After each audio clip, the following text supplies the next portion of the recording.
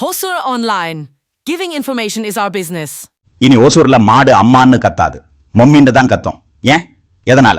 ஓசூர்ல மாடு கத்துனா அம்மா அம்மாடா என்றுதான் ஒலிக்கும்.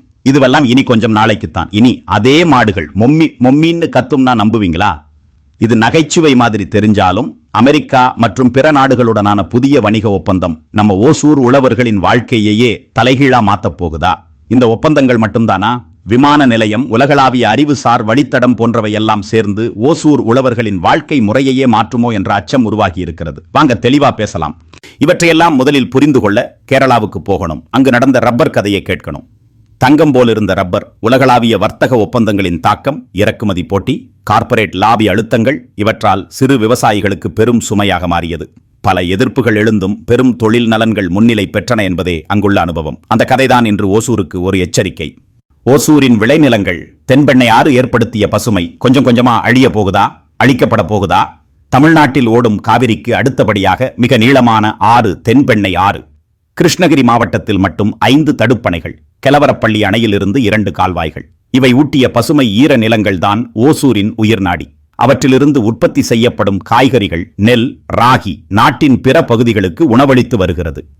ஆனா இப்போ பேசப்படுற திட்டங்கள், குளோபல் நாலேஜ் காரிடார், புதிய விமான நிலையம், அதனை சுற்றிய பல்வேறு தொழில்நுட்ப பெயர்களை கொண்ட தொழிற்பூங்காக்கள், இவற்றுக்காக சுமார் 10,000 ஏக்கர் வளமான விளைநிலங்கள் மாற்று பயன்பாட்டுக்கு எடுக்கப்படலாம்னு தகவல்கள் வருது. சட்டப்படி ஓசூர் வளர்ச்சி திட்டம்னு சொன்னாலும் வாழ்வாதாரம் இழக்கப் போவது உழவர்கள் தானோ? 2013 நிலம் கையகப்படுத்தல் சட்டம் சொல்கிறது, நிலம் இழப்பவர்களுக்கு மாற்று வாழ்வாதாரம் ஏற்படுத்துவது அரசின் கடமை. ஆனால் நடைமுறை?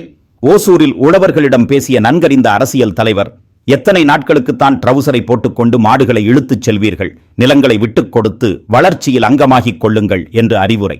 அப்படி என்றால் தொழிற்சாலை வந்தால் வேலை, அதனால் ஏற்படும் வாழ்க்கை உயர்வு. ஆனால் உண்மை நிலை என்ன? ஓசூர் தொழிற்சாலைகளில் பெரும்பாலும் நிரந்தரமற்ற ஒப்பந்த வேலை. தொழிற்சங்க உரிமைகள் இப்பொழுது கேலி கூத்து. நிலம் போயிடுச்சு, நிலையான வருமானமும் இல்லை. ஏற்கனவே நிலங்களை இழந்தவர்கள் சொல்லும் கதை நமக்கு திக் திக். ஓசூரில் வளர்ச்சி வளர்ச்சி என்கிறோம். இதுவெல்லாம் ட்ரோன் காணொளி காட்சிகளுக்கும் மெருகூட்டப்பட்ட காணொளிகளுக்கும் அருமைதான். இவற்றால் பயன்பெறுவது ரியல் எஸ்டேட் தொழில் மட்டுமே. பெரும்பாலான தொழிற்சாலைகள் வேர்வை தொழிற்சாலைகள், ஸ்வர்ட் ஃபேக்டரி மற்றும் புதிய வகையான கொத்தடிமை முறைக்கு வழிவகுப்பவை என்றும் தன்னார்வலர்கள் குறிப்பிடுகிறார்கள். இப்போது அமெரிக்காவுடன் இந்தியா வர்த்தக ஒப்பந்தம் போட்டுள்ளது. இதனால் ஓசூர் உழவர்களுக்கு என்ன பாதிப்பு? இந்தியாவிலிருந்து ஏற்றுமதி செய்யப்படும் பொருட்களுக்கு 18 விழுக்காடு வரி அமெரிக்கா விதிக்க வழிவகை உள்ளதாக தகவல். ஆனால் அமெரிக்காவிலிருந்து பால், பருப்பு மற்றும் பிற உணவுப் பொருட்கள் மலிவா வரும். வரி எதுவும் அதற்கு கிடையாது என்ற கருத்து நிலவுகிறது. நமது உழவர்களின் நிலங்களை பறித்துக் கொள்ள துடிக்கின்றன அரசுகள். அமெரிக்காவை பொறுத்தவரை உழவர்களுக்கு ஊக்கத்தொகை வழங்கப்படுகிறது.